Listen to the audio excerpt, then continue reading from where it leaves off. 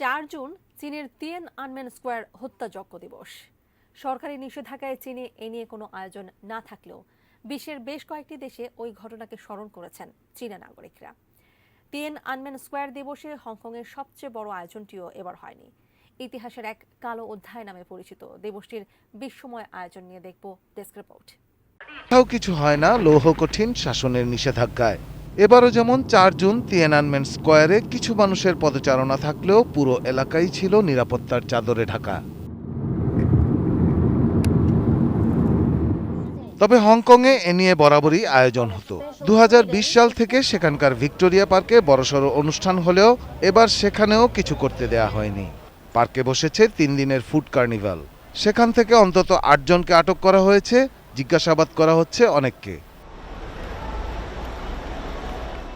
অস্ট্রেলিয়ার সিডনিতে কয়েকশো মানুষের একটি র্যালি তিয়ানআনমেন স্কয়ারে নিহতদের স্মরণ করে ও শ্রদ্ধা জানায়।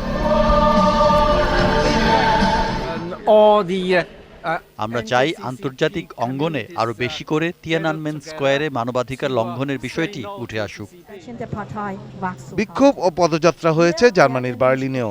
ব্র্যান্ডেনবুর্গ গেটের সামনে বিক্ষোভকারীরা চীনে মানবাধিকার লঙ্ঘন ইস্যুতে জার্মানি ও ইউরোপীয় ইউনিয়নকে আরো সক্রিয় হওয়ার আহ্বান জানান। জার্মানি ও ইউরোপীয় ইউনিয়নের উচিত চীনের সঙ্গে আলোচনার টেবিলে মানবাধিকার বিষয়ে বিন্দুমাত্র ছাড় না দেয়া।